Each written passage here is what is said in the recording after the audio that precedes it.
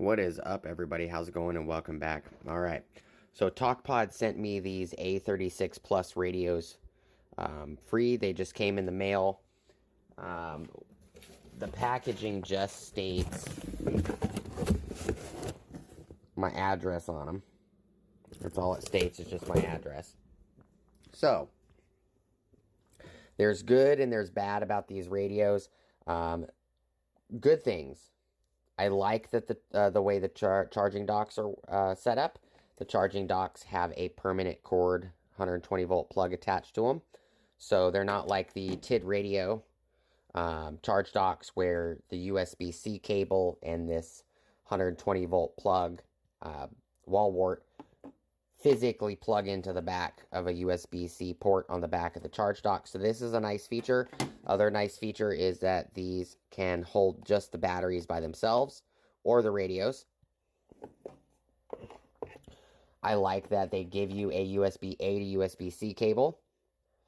And I like that they give you a wall wart. So you can charge the radios through the wall wart or the batteries.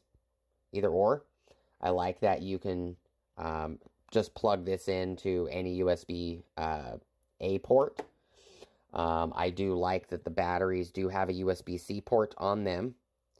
It's not on the radio. It is on the battery right there. These two in particular radios came with a 1500 milliamp hour battery.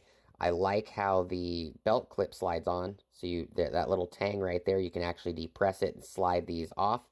I also like that the retention on the spring is nice and tight. It takes quite a bit of force to open that spring. I like the voice on these. Channel mode. It's definitely a shy away from the typical Baofeng style voice. I'm a little confused, and one feature I don't like, and why I'm confused is that this button has a short press and a long press. This button does not, and neither does this button, if I remember correctly. Let me see which one.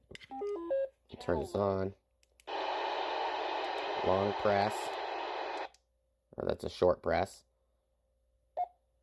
Long press. Okay. Short press. Long press.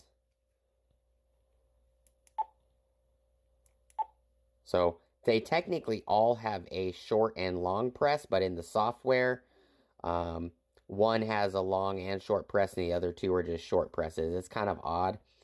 The PTT feels nice. It's actually quite similar to the TID radio. As you can see, they are pretty similar.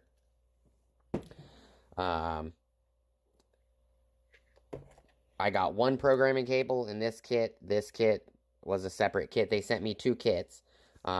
Plus is that these kits are only $36 after tax with the program cable. So this kit right here, $36.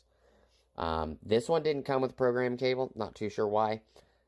I like the antenna. I have messed with a few other antennas. You can put Nagoya style antennas on here. You can put BNC style connectors like this. Those are some of the pluses. Some of the minuses. And I might have to do a separate video on this alone. But every single frequency in here has a DCS tone for the Gmrs. 40, 42, 40, 40, say that. 30, 30, 30, 20, 20, 20.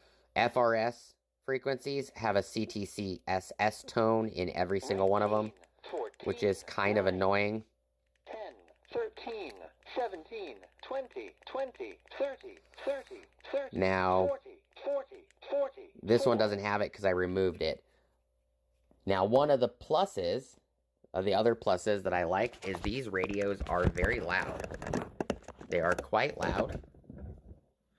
So turn this one on. Frequency mode. 4. Oops. Okay. 0, 4, 4. 22. So if I transmit, they are very loud. If I turn the volume all the way up on that guy.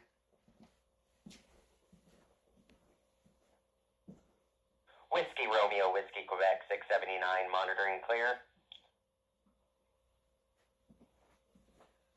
That's just to give you guys an example. They are very, very loud. That is a plus. Now, the minuses is I cannot get these radios to communicate with a repeater whatsoever.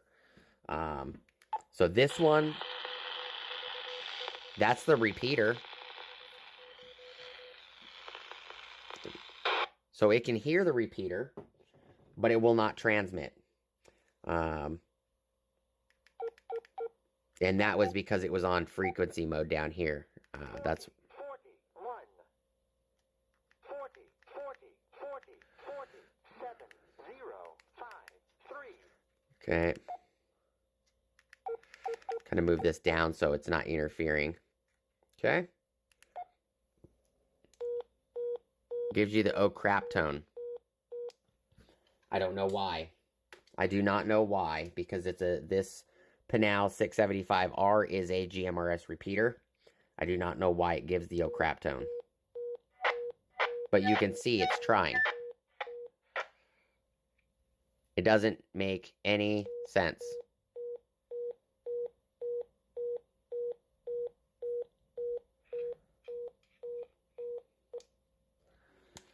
So that is a minus, in my opinion. I cannot get it to communicate at all with a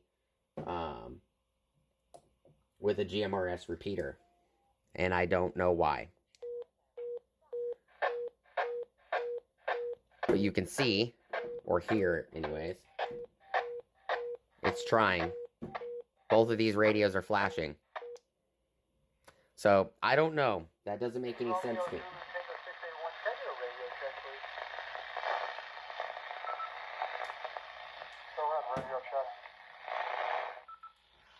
It's listening.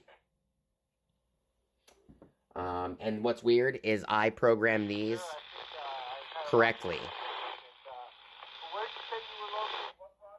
So it's communicating. It can hear it, but it's not transmitting for some reason. I don't know why. That's a downside in my opinion. There are a few other downsides. I'm going to have to show you guys what it does in the software. It has a habit. After 50 frequency add-ins, if you copy and paste in chirp, it automatically puts for everything after 53 frequency adds, it puts automatically a 1666.6666 frequency offset on everything, and it makes it a split tone, so you literally have to go in and you have to turn the split tone off on every single one of them. I will show that with the computer over here on the next video. Another positive about these radios is these USB-C ports do not interfere. When you're charging the battery, they do not physically make other radios go deaf unless you are literally touching the cable, the charge cable. So that's a plus in my opinion. I've showed that in several other Baofeng videos. The UV 5G Plus had that issue, and so does the 5RM and the 5RH. They all have that issue. The TID radio.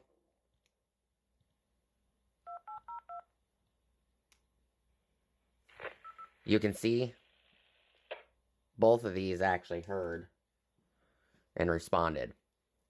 So the TID radio works. I'll have to talk to TalkPod and figure out why they are not transmitting on the repeater frequency.